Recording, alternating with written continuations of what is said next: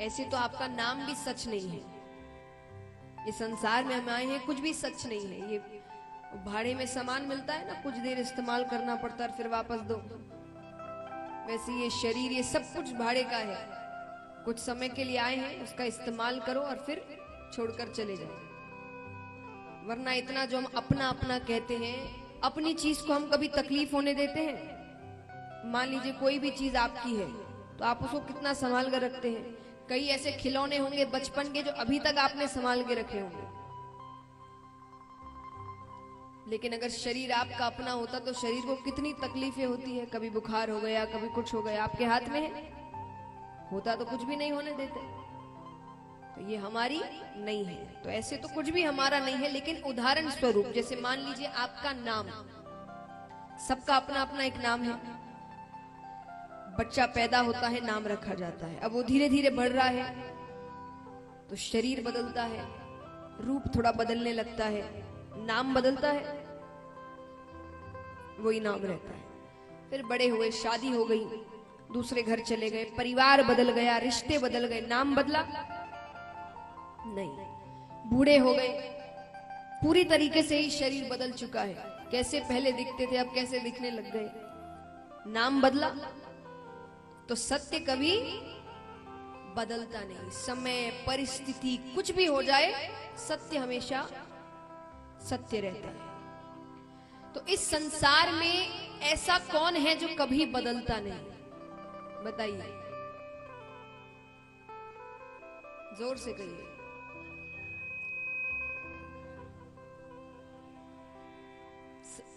ऐसा कौन है जो बदलता नहीं? सत्य।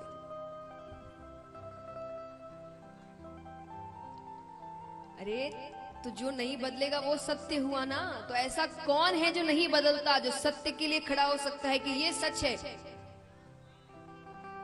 ईश्वर, भगवान, वो कभी बदलते नहीं। बदले हैं आज तक। आप और हम यहां नहीं थे तब भी वे थे, आप और हम यहां हैं तब भी वे हैं, और आप और हम यहां से चले जाएंगे तब भी वे रहेंगे। वो कभी बदलते नहीं। हम, आप, युग सब बदलता जा रहा है, पर वो अकेले ऐसे हैं जो आज तक बदले नहीं। तो आश्रय किसका लेना? जो सच है। जो झूठ हो, संसार, परिवार, रिश्तेदार, ये सब झूठी है। आए हैं फर्ज पूरे करने हैं। देखना, जो भगवान पूरे संसार को उजाला दे रहा, हम उसको दिया दिखा रहे हैं। कितनी विचित्र बात।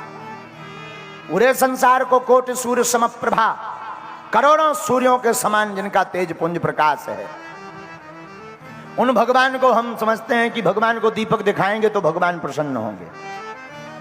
बाहर दीपक जले या ना जले, वैसे जलाना तो चाहिए प्रतीकात्मक रूप में, कहीं ऐसा ना हो कि आप बंद कर दो।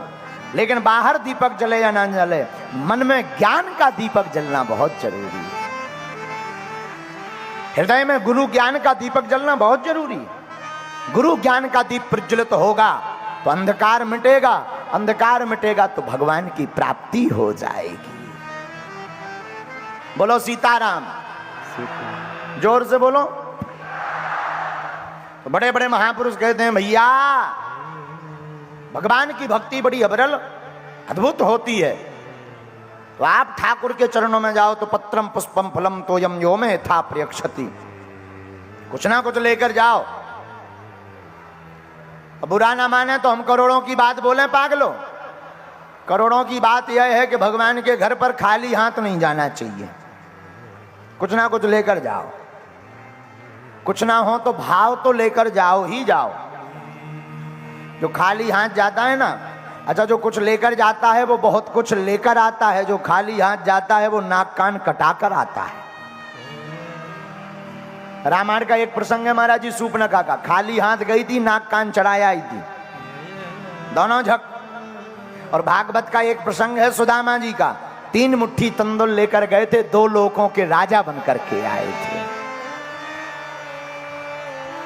हमारे दादा गुरुजी एक सूत्र और देते थे, काम की बात है, हो सके तो उसको जीवन में नोट कर लेना। दादा गुरुजी कहते थे 4 जगह पर खाली हाथ मत जाओ। मित्र के घर,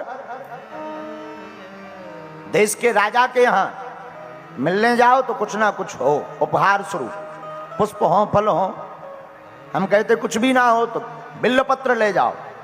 हाँ, तो मित्र के घर,